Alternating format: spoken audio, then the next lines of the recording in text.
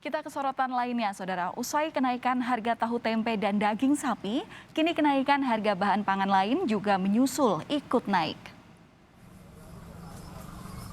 Di Pasar Palmerah, Jakarta Pusat misalnya, Saudara, harga bawang merah dan cabai juga mengalami kenaikan. Para pedagang menyebut kenaikan harga ini memang kerap terjadi setiap jelang bulan Ramadan. Untuk menyiasati naiknya harga pangan, para pedagang pun mengurangi jumlah penjualan. Sementara pembeli terpaksa berhemat dengan mengurangi jumlah pembelian.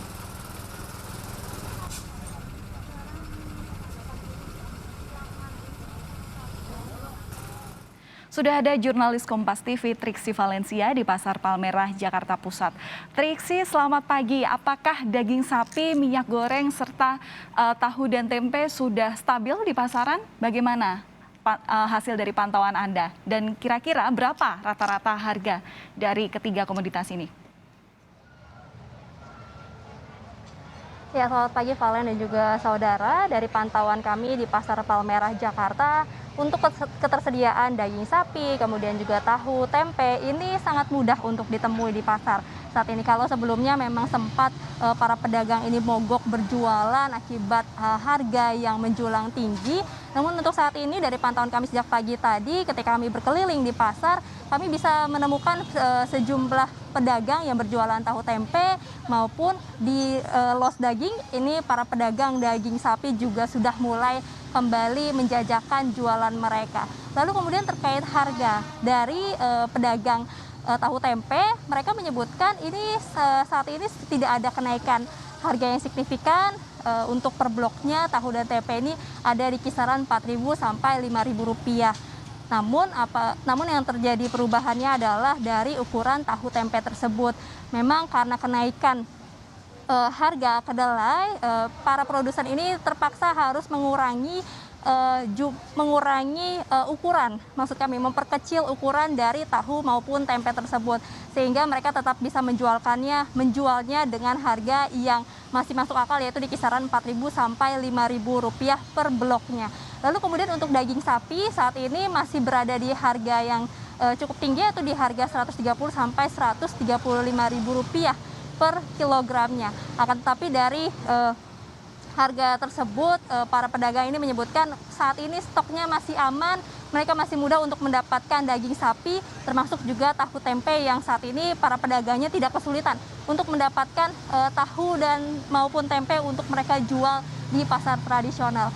Akan tetapi ini berbeda dengan stok minyak goreng. Ketika kami memantau berkeliling ke sejumlah pedagang, stok minyak goreng ini memang dikeluhkan oleh para pedagang yang semakin sulit untuk ditemukan, Valen dan juga saudara.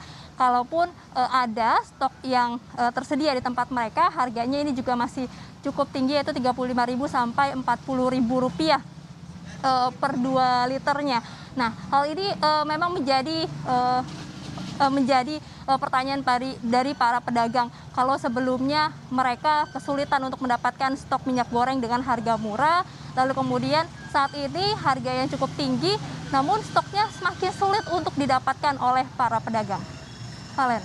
Ya, Triksi, tentu Anda yang berada di lokasi bisa lebih tahu ya bagaimana kenaikan harga ini disebabkan pula oleh apa kenaikan harga ini bisa terjadi, tentu dengan ngobrol begitu, berbincang dengan sejumlah pedagang. Nah, dari kenaikan harga tempe tahu, minyak goreng, dan juga daging sapi, adakah pengaruhnya terhadap harga-harga kebutuhan pokok lainnya?